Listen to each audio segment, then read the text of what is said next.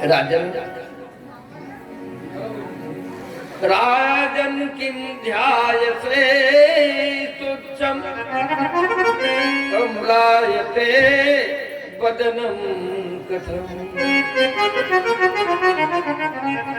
राजन क्या सोच रहे हो? बड़ा चिंता दिखाई दे रहा। पूछो ना महाराज, मेरे ऊपर तो गाज गिर गया। कैसा गाज?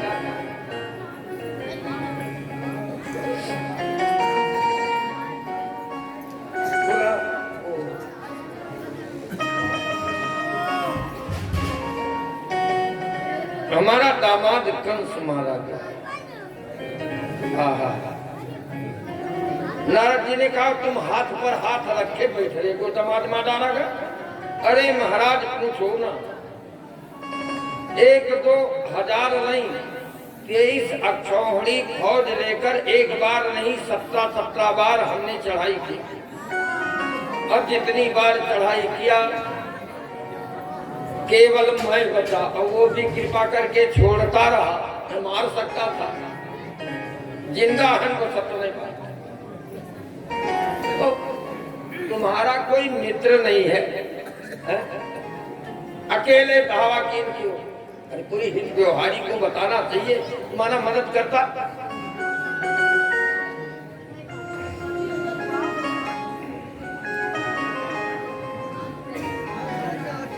हाँ है तो, लेकिन हम यहाँ मगध में हैं। अब मेरा मित्र मुल्तान में रहता है, पाकिस्तान में जो पंजाब प्रांत का हिस्सा है वो मुल्तान है।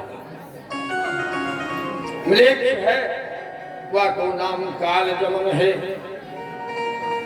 लेकिन अब उतनी दूर, पहले तो ऐसा कोई साधन रहा नहीं कि एरोप्लेन हो तो पहुंच जाए। रथ की यात्रा, घोड़े की यात्रा ऐसे ही तो होता था। हमारा कोई संदेश वहां नहीं थे। नारद जी ने कहा वाह, ये काम तो हमें दीजिए, डाकिया का पोस्टमैन मुझे बनाओ, मिनटों का काम सेकंडों में हम करेंगे। नारद बाबा यहाँ से चल दिए, मुल्तान पहुंचे। उनको तो मन के वेग से जाना था, दोनों तन से वेग से जाए तो न पहुंचो, लेकिन मन किया पहुंच गए नारद। काल जमन ने देखा मेरे यहाँ नारद आए हैं, बड़ा स्वागत किया। पहले ये हिंदू हो मुसलमान हो ये सब तो परंपरा रही नहीं, केवल इतने परंपरा मानो दानो जाती रहे। संतों का सब लोग स्वागत करते, नारद जी का सम्मान किया। कहिए महाराज क्या कहना, आज के मित्र बहुत खतरनाक। कैसा खतरनाक? तजे न मित्र दुख होई दुखारी,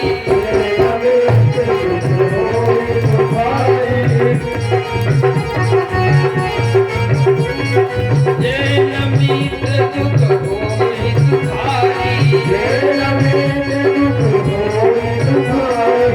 नहीं बिलो कद पापक भारी, नहीं बिलो कद पापक भारी, नहीं बिलो कद पापक भारी, नहीं बिलो कद पापक भारी।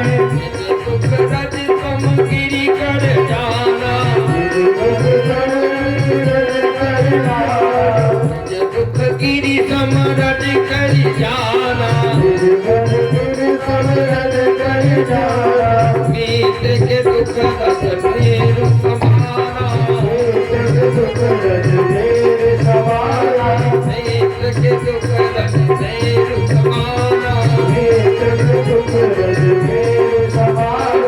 जाकर गति अहि गति सम भाई, जाकर गति अहि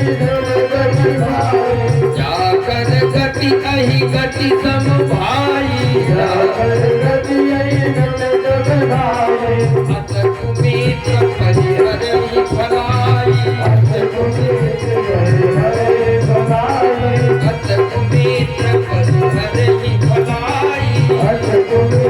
परिहरहि भलाई,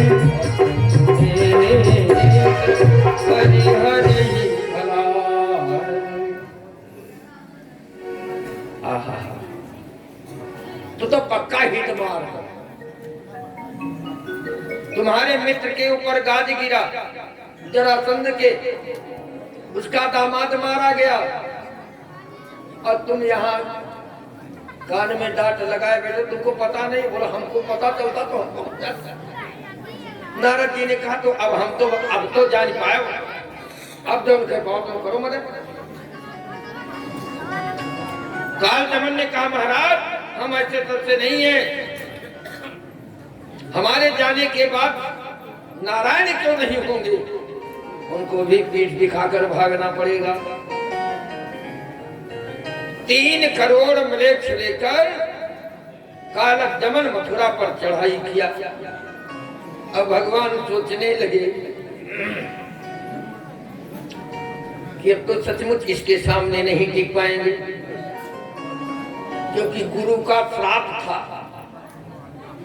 गर्गाचार्य जी का श्राप था। अब समय कम है, वहां कोई मींज रही थे, का सुनाई का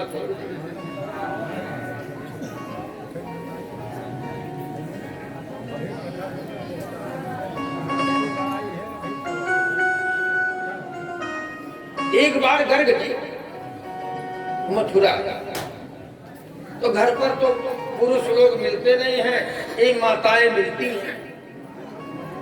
उग्रसेन की रानियां मिली और गुरु जी का स्वागत किया, बैठाला, जलपान कराया, पूजा आरती किया गुरु जी का, और उसके बाद पूछना शुरू कर दिया, गुरु जी के पास बैठो, संत के पास बैठो तो सत्य के क्षण को बर्बाद न करो, दुनियावी बातें मत करो, अपने कल्याण वाली बातें पूछो। उग्रसेन की पत्नियों ने पूछा महाराज कोई बाल बच्चे? गुरुजी ने कहा बच्चा बाल बच्चे तो सब बाल बच्चे ही तो हो हमारे कितने। अरे ये नहीं पूछ रहे, तब बोले रे माता जी के कोई संतान जन्म लिए तो गुरुजी मौन हो गए, बोल भी नहीं करे। फिर पूछा तो माता जी के कोई बच्चे पैदा नहीं हुए, फिर गुरुजी मौन रही गए। बोले तो कहा गुरुआइन बांझ ही रही। आज गुरुजी का पारा चढ़ गया कि सिर पर चढ़ रही है, ये श्राप दे दिया, ऐसा संतान पैदा करेंगे कि नारायण होंगे तो उनको भी छोड़कर भागना पड़ेगा पीठ दिखाकर। और यहां से गए, जमन राज को आशीर्वाद दे दिया, उससे काल जमन वहां पैदा हुआ, गुरु बाबा की देन है। तो भगवान बड़े मर्यादावादी हैं, उन्होंने सोचा गुरु का वाक्य है, हम क्या करें, अब यहाँ रहना चाहिए, अब तो गुजरना ही पड़ेगा। रात्रि के समय पश्चिमी समुद्र के तट पर पहुंचे, ओखा प्रांत जहाँ है इस समय जामनगर डिस्ट्रिक्ट में, गुजरात में, समुद्र के किनारे पहुंचे। समुद्र आया, हाथ जोड़कर खड़ा हुआ, सरकार के आदेश से कहा अपने अंदर में दुर्गम 12 योजनम, 12 योजन का मैं किला बनाना चाहता हूँ, मुझे जगह दी। समुद्र ने कहा ठीक है सरकार। हिलोर लेने लगा, मणि मोती मुक्ता जितने से साफ से पाट कर ढेर लगा दिया। भगवान ने विश्वकर्मा को आदेश दिया, विश्वकर्मा को कन्नी वसूली लेके थोड़े गढ़ करो, तो इससे निगाह हमारी, तो मथुरा के जो नक्शा था उसी नक्शा के हिसाब से एक नगरी तैयार करा दी, जिसका नाम द्वारकापुर, द्वारिका धाम के द्वारका, जबकि कोनो और दरवाजा ना हो, नौ द्वारका, रास्ता कौन है? चारों तरफ समुद्र घेरे, बीच में वो एक टापू जैसे है। रात के समय मथुरावासी जितने थे सो रहे थे, सब सोते में ही गरुड़ जी उठा पहुंचा दी, किसी को पता न चला कहाँ है। और जिस नंबर के मकान में जैसे जिस दिशा में सिर किए सो रहे थे वैसे सब अपने अपने घर में वहां सो रहे, उनको नहीं मालूम है कि हम दूसरे जगह आएंगे। अब बचे ये दोनों भैया कृष्ण बलराम। राजमहल में 2 दरवाजे थे, एक पश्चिम तरफ एक पूर्व, दोनों फाटक बंद कर लिया और बोले अब इसी के अंदर रहेंगे हम लोग। रात्रि के समय तो अंदर घुसा नहीं काल जमन, लेकिन जब सवेरा हुआ अंदर प्रवेश किया तो वहां एक चिड़ै नहीं रहे मनई के कहे, कोई है ही नहीं, सारा मकान खाली पड़ा। राजमहल के पास गया तो देखा अंदर से कीलक लगा हुआ, बाहर से नहीं, अंदर से कीलक। अब यदि अंदर से कीलक लगा है तो उसके अंदर कोई जरूर है। किसी ध्येय पर वो अपनी सेनाओं को वहां लगा दिया कि भैया पहरा दीजिए, आखिर कभी तो निकलेगा। 3 दिन 3 रात बीत गए, कोई नहीं निकला। पहरेदार सोचने लगे है कोई नहीं, लाओ सोया जाए।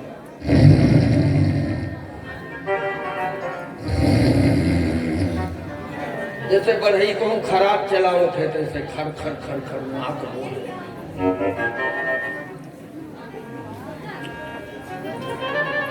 बलराम जी ने कहा कन्हैया सब सो गए, दरवाजा खोलो, हम लोग बाहर निकल चलते।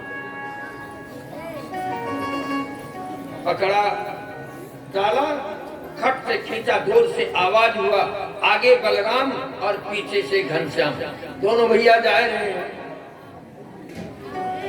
आंखें सब पहरेदारों की पूरी, अरे वो गया है। तब तक काल जमन आया, आगे काल जमन, पीछे सेनाएं भगवान को खदेड़ती जा रही हैं। अरे तू भगोड़ा बना है, बड़ा वीर था, कंस को मारने के बाद भुरकी जैसे पटक दिया, बस तू पहलवान हो गया। 17 बार तूने जरासंध को पराजित किया, पहलवान हो गया। आज तेरा पाला पड़ा है काल जमन से।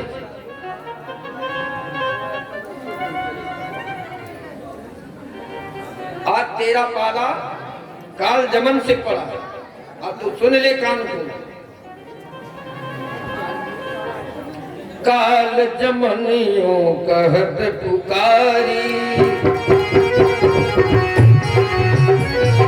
काल जमनियों कहत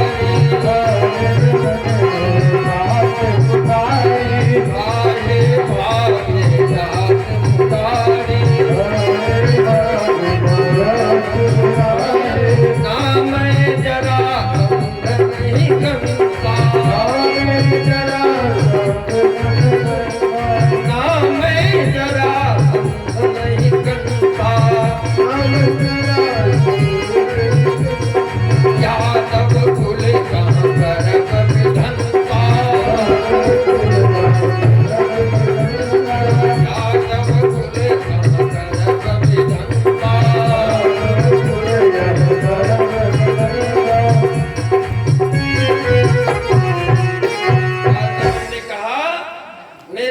काल जमन है, अकेले तेरा नहीं, पूरे जदवंशियों को नाश करके तब मैं छोड़ूंगा।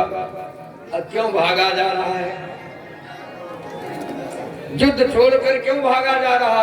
तभी से भगवान, अच्छा बलराम जी ने कहा भाग रहे हो तो नाम बिगड़ जाएगा, भाग रहे हो तो नाम बिगड़ जाएगा, दुनिया वाले तुम्हें रणछोड़ कहेंगे।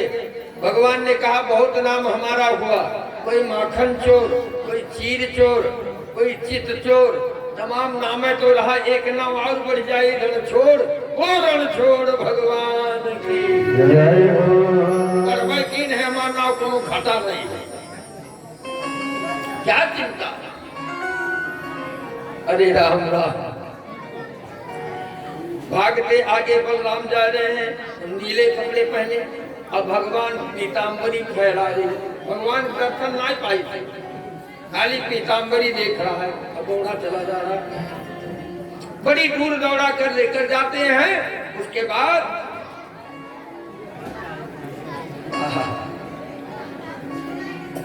भगवान छिप जाते हैं। जब करीब में आ जाता है तो फिर लुप्त से चिड़गी जैसे निकल कर भागने लगे। अब भागते भागते एक पर्वत की गुफा में घुस गए। बड़ा सकरा रास्ता। उस पहाड़ को गुफा के द्वारा पार करके बाहर गए तो मैदानी भाग मिल गया। और उस मैदानी भाग में देखा क्या, एक जटाजूट रखाए, 100 दिन पहले महात्मा लेटा हुआ सो रहा है।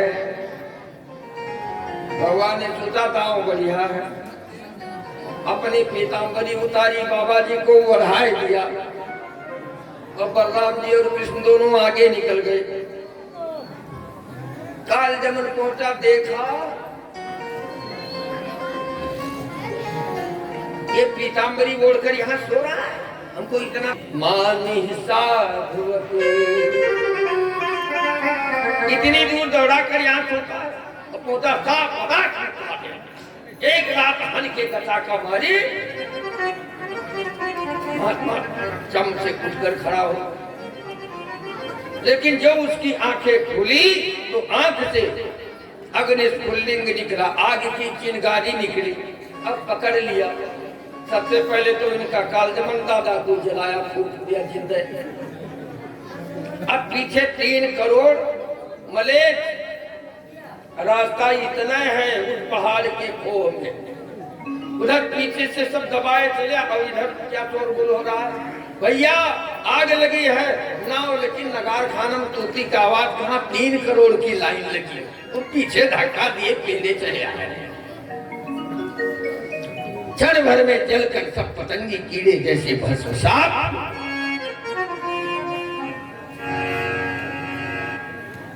भगवान ने कहा तो हुआ, बलराम जी देखो कुछ धुआं हो रहा है। सब अपने कह के आगे लगाए। कहते देखो आप धुआं होते, हाँ भाई होता तो चलो देखें। आए देखे तो वो महात्मा बैठा चिंता कर रहा है, आज हमसे बहुत बड़ा पाप हो गया। इतने दिन से सो रहे थे, अब जागे हमारे आंख से चिंगारी निकली, पता नहीं कितने जीवों की हत्या हो। तब तक कृष्ण बलराम सामने आए, सूर्य और चंद्रमा के समान चमक रहे थे। दर्शन किया। भगवान ने पूछा तुम कौन हो? कहा मेरा नाम मुचकुंद है, अयोध्या के राजा जौवनाश के पुत्र मानधाता का बेटा हूं मैं। मानधात्र तनयू महान। देवासुर संग्राम में हम गए थे मदद करने के लिए। देवता लोग विजयी बने, राक्षस पराजित हुए। देवताओं ने मुझसे कहा था कुछ वरदान मांगो। तो 6 महीना लगातार लड़ाई किए, न दिन न रात। देखा 6 महीना जो नहीं सोएगा उसकी आंख क्या कहेगी कि और कोई वरदान न दो, हमें यही वरदान दो कि हम जाए सो जाए और जो हमें जगावे वो जल के भस्म। वरदान तो मांग लिया, लेकिन सोचने लगे यदि हम अयोध्या में जाएंगे तो ये देवलोक के 6 महीने में लड़ेंगे, मृत्युलोक के समय ना हो, पता नहीं कितनी पीढ़ियां बीत गई होंगी। और यहाँ से हम जाएंगे ना तो हमको कोई पहचानेगा न चीनेगा। अब मान लिया नाम बतावे तो हमको अपना पूर्वज मानकर शायद घर में रहने दे। अब हम सो जाए, कोई परिवार आवे मेरा जगा दे, कोई नौकर चाकर जगा दे, वो जलकर भस्म। तो अब नहीं जाएंगे अयोध्या, भाग करके उसी गुफा में छिपा रहा मैं। भगवान ने कहा ये तुम्हारी इच्छा से नहीं हुआ। बोले का मम इच्छा कर दीन दजारा, ये जो कुछ हुआ मेरी इच्छा से हुआ, तुम इस बात को भूल जाओ। वैसे तो हमारा दर्शन हुआ, हम अवतार ले जाए कृष्ण के रूप में। आज ही तुम्हें मुक्ति मिल जाती, लेकिन तुमने जो वरदान मांगा वही तुमको फंसा रहा है। क्या भजन करने के लिए वरदान नहीं मांगा? उत्तराखंड में भजन करने के लिए नहीं आए तुम तो सोने के लिए आए थे। इतने दिन तक नाजायज समय व्यतीत किया है, इसलिए तुम्हें दोबारा जन्म लेना पड़ेगा। जूनागढ़ में नरसिंह मेहता के रूप में, और तब तुम हमारी भक्ति करके और मुक्ति पाओगे। तो इस कलिकाल में नरसिंह मेहता का जो अवतार हुआ वो मुचकुंद जी का था। अब वहां से भगवान वापस निकले। अब इधर जरासंध फिर फौज सजाए चला आ रहा है। जब उसने सुना कि मेरा मित्र आया है मदद में, तो कहा हम कैसे घर पर बैठे रहे। वो फिर आ रहा है। बलराम जी ने कहा वो देखो वो फिर आ रहा है।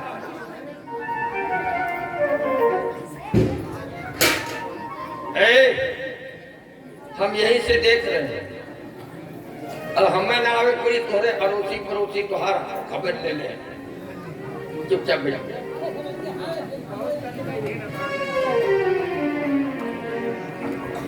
बैठो, हम समझ रहे हैं अब आलस्य का समय है। दौड़े आए तुम्हारे खत्ती अपना दौड़ा रहे भी, तो हम ये भी हमारे घर से ईटा पाथर तो होगा, हमें तो रात भर ऐसे बैठ रहे, दिक्कत नहीं। उतरब ना लग कर को करे ना। सच्चिदानंद भगवान की जय हो। शायद सनक चढ़ा।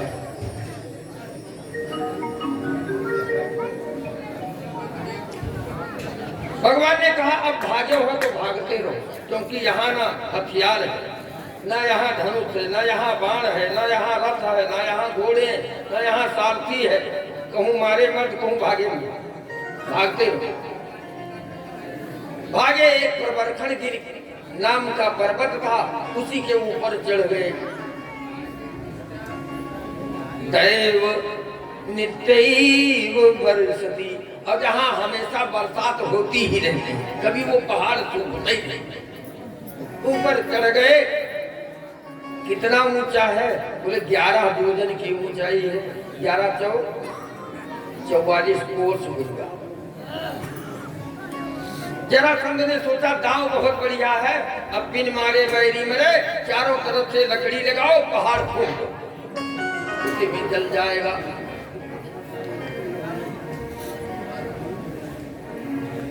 लगा दिया, लेकिन वो जले कैसे? जब पानी बरसते रहता है तो बुझाएगा। बलराम जी से कहा भैया अब यहीं से छलांग लगाओ, द्वारिका की रेती में हम लोग पहुंच जाएंगे, ऊंचाई बहुत बढ़िया है। आए द्वारिका की रेती में पहुंचे और उसके बाद अंदर प्रवेश किया। पूरे परिवारों ने देखा कि मेरे बेटे क्षेम कुशल आए, बड़े प्रसन्न हुए। देखा समुद्र चारों तरफ से घेरे हुए, सोचा हो सकता है समुद्र भावा क्या हो, शायद हमारे मथुरा को ही घेर लिया हो, समुद्र के अंदर आ गया, टापू बन गया। लेकिन ये लीला किसी ने नहीं।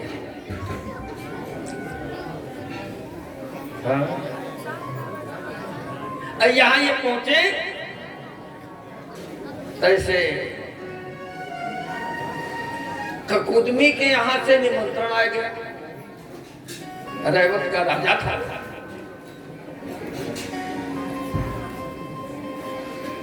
उसकी बेटी का नाम रेवती।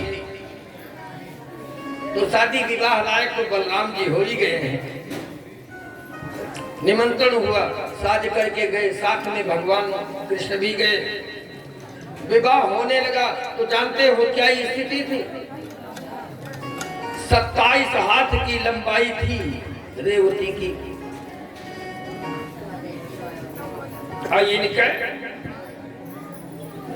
7-7 हाथ के हैं। आज 3.5 हाथ की हम लोगों की लाश होती है, और द्वापर में 7 हाथ के लोग होते थे। त्रेता में 14, और उसका दूना सतयुग में 27-28 हाथ के होते थे। तो सतयुग की थी रेवती। कुछ श्राप के कारण उसे जन्म लेना पड़ा। रेवती नक्षत्र जो है वही रेवती। बताना बहुत कुछ चाहते हैं, लेकिन फिर अंदर ही रह जाते। तो रेवती का विवाह हो रहा है।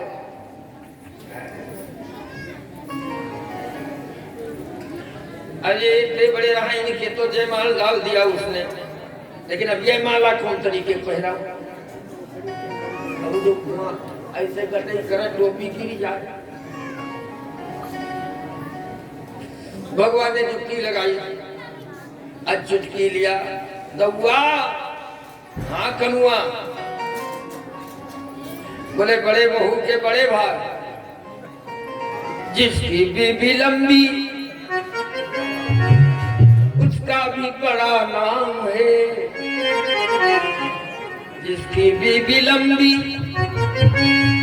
उसका भी बड़ा नाम है। कोठे पे लगा लो पौड़ी का क्या काम है, कोठे पे लगा लो कोठे पे लगा लो का क्या काम है, मेरे अंगने में तुम्हारा क्या काम है, मेरे अंगने में तुम्हारा क्या काम है। अरे दरुआ, बड़ी बहू के बड़े भाग, बलराम जी तो शेष नारायण के अवतार है, काल है, क्रोध बहुत जल्दी आता है। ये छोटा होकर हमारी मस्करी करता है, मेरे साथ मजाक करता है, बस क्रोध बढ़ा, हर साथे लिया रहे, ऐसे बढ़ाई लंबा, एक कांधे में रेवती बधाई ऊपर से, एक झटोका दिया तो रेवती जी बटुर गई। तब से बलराम जी के साथे रेवती के न देखो। सच्चिदानंद भगवान जय। रेवती को विवाह करके लाए और उधर कुंडिनपुर में राजा शीत भीष्म को नाम और बल फड़ाई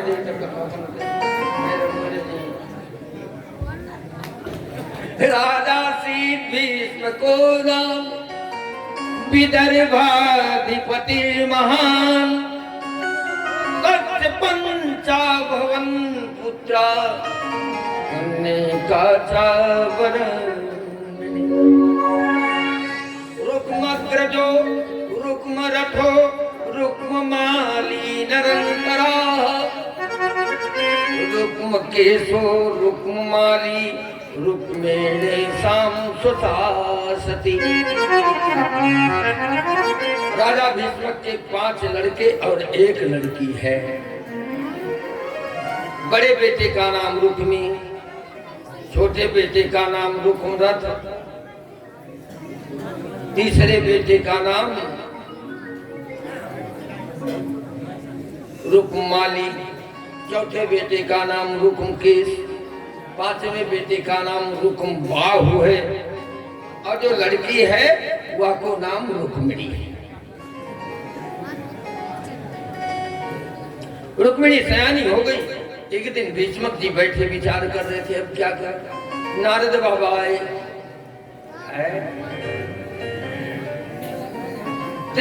अवसरना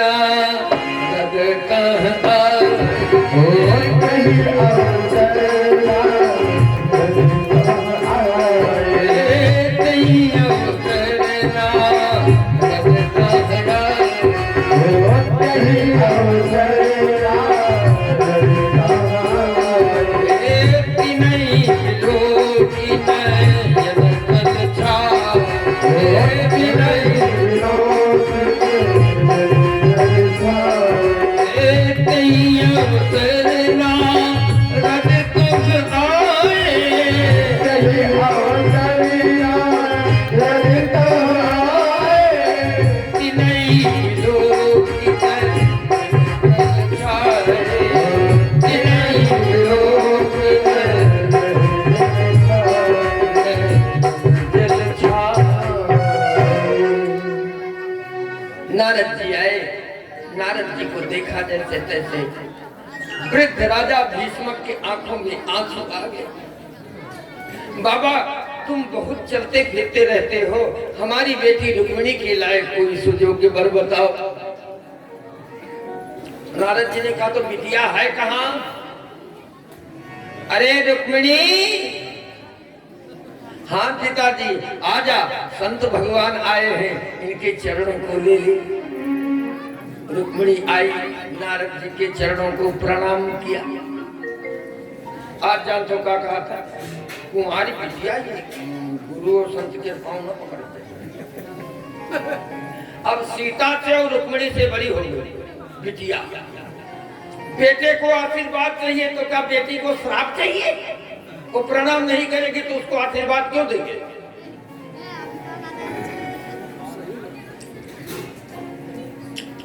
माता पिता को अपना स्वयं प्रणाम नहीं कराना चाहिए। बेटी पाँव पूजना है, अपने अन्य परिवार, लेकिन क्या भगवान का भी पाँव न पकड़े, उनसे आशीर्वाद न ले? ऐसा कहीं प्राविधान कोई शास्त्र में है कि अपने मनगढ़ंत की बात? रुक्मिणी ने प्रणाम किया। बाबा नारद ने हाथ देखा, अब देखने के बाद बताया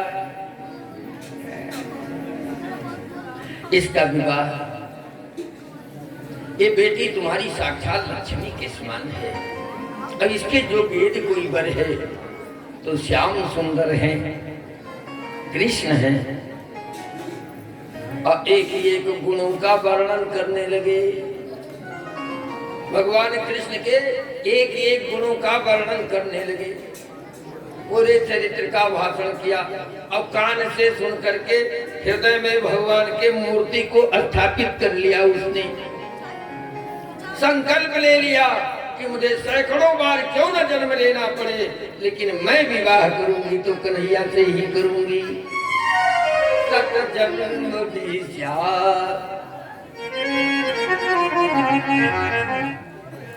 भीष्म जी बड़े प्रसन्न हुए। जदुवंशी क्षत्रिय है, ऊंचे खानदान का है, द्वारिका में रहता है। इस समय शाम के समय जब रुक्मी आया, बड़ा लड़का, तो उससे कहा भैया अपने बहन के विवाह के बारे में कभी विचार? हाँ हाँ हमने विचार कर लिया। चंदेली के राजा तमघोक का बेटा शिशुपाल नाम है वो, उसको हम भली भांति जानते हैं, उसी के साथ विवाह करेंगे। तुम तो राक्षस हो, शिशुपाल तो राक्षस है, मेरा विवाह राक्षस के साथ होगा। बड़ी दुखी हुई। तिलक खान खारा मुहूर्त सब कुछ कंप्लीट हो गया। उधर से शिशुपाल बारात लेकर आने वाला है 3 दिन बाद। अब आज ये बैठी बैठी रो रही है, अब क्या होगा? तब तक घर में एक ब्राह्मण निकल पड़ा, खिड़की की तरफ बैठी नहीं। भौजाई लोग पहुंची, रुक्मी के धर्म पत्नी। हम जाने थे दीदी काहे तो मन मारे बैठे। नारद बाबा उस दिना बताए गए रहे ना, उन्हें चिंतन करत एवं चिंतयति बाला, तो हुआ तो नहीं तो नहीं का। तुम जिसके यादगारी में हो वहां निमंत्रण पत्र भी नहीं गया। कोनो जुगाड़ लगावे तो बेटे उनका बना लो। तू नाई परिवार भर चाहत है और तो हाथ 3 लाख है तो तू ही बुलाई।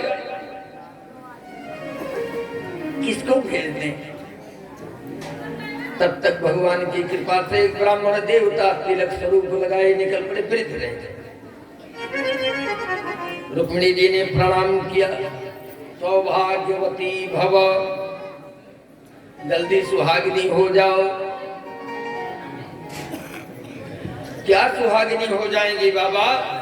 हमारा मन जिसमें लग गया है उसको छोड़कर मेरा विवाह मेरा बड़ा भैया रुक्मी कर रहा है शिशुपाल के साथ,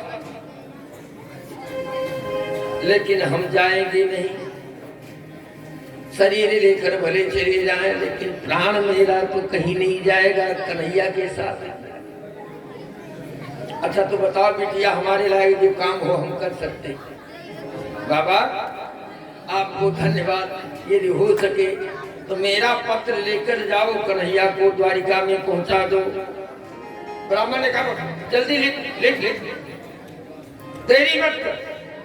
ब्राह्मण कितने परोपकारी होते थे सोचो। किराया भाड़ा नहीं मांगे कि मैं भाड़ा दूं तब जाऊं। पद यात्रा विदर्भ से, विदर्भ महाराष्ट्र में पड़ता है, विदर्भ महाराष्ट्र में, और वहां से पत्र लेकर बाबा चल दिए। तो बताओ कितनी दूरी, कहाँ गुजरात द्वारिका और कहाँ महाराष्ट्र आज 3 दिन का कुल टाइम रह गए। अब बाबा अपन एक छड़ी लिए, जब माली गले में भगवान का नाम जप करते चले जा रहे। भगवान ने सोचा ये से चली है, ये तो 3-4 महीने में पहुंचे, ये तो बुढ़ा है। एक पेड़ के नीचे जाकर के सो गए। ब्राह्मण या चिट्ठी लिखा जाता है,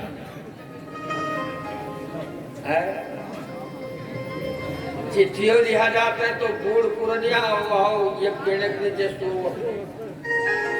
भगवान ने गरुड़ को बुलाया, उस ब्राह्मण को उठा करके लेकर आओ द्वारिका में पहुंचाए। गरुड़ जी सोते उठाए लेकर गए।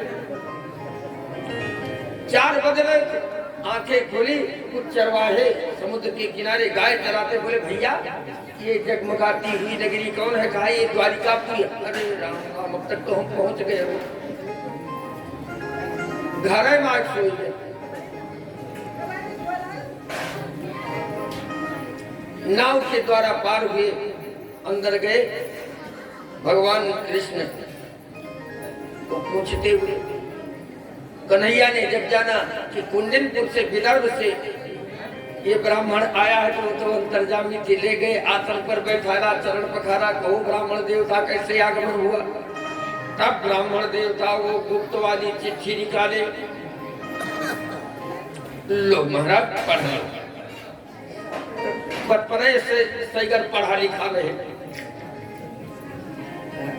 बाद में तो पढ़ी तैयार भले तब ले पढ़ लो। बोले नहीं, ये शुभ संदेश है, ब्राह्मण के मुख से सुनना चाहिए, आप ही बात कर सुनाओ। ब्राह्मण देवता पत्र बात कर सुनाने लगे। श्रुता गुणान भुवन सुंदर त्रिनताम ते निर्विश्य कर्ण विवरैर हरतांगुता रूपम दृशाम दृशिमता मुखिलात लाभम त्वयेतुताप सतिचितम पत्रपम में कात्वाम कुंद महति कुलशील रूपम विद्यावलो द्रविण धाम विरात्मतुल्यं वीरावतीं कुलवतीं न वृणीत कन्या कालेन्द्र सिंह नरलोक मनोभिरा गुणान भुवन सुंदर है, भुवन सुंदर है ना। 3 लोग 14 भुवन में यदि कोई सुंदर है तो श्याम सुंदर है और बाकी सब बंदर है। हम आप क्या है? सोहरा का 17 गाल निकला रहा, कहाँ चला गया, ठोकचा होगा, पता ही नहीं लगा। अब बंदर मुहा बना भूमि है। अब भगवान की अवस्था हमेशा बेकिशोर होती है, अपने स्थिति में रहते हैं।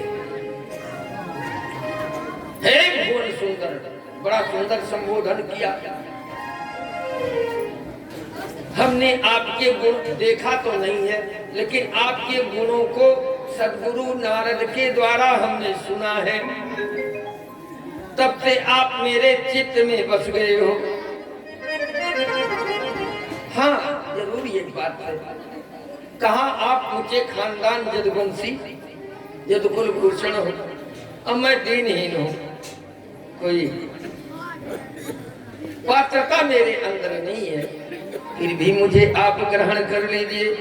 और आगे लिखा था, मेरा विवाह मेरा बड़ा भाई शिशुपाल के साथ करने जा रहा है।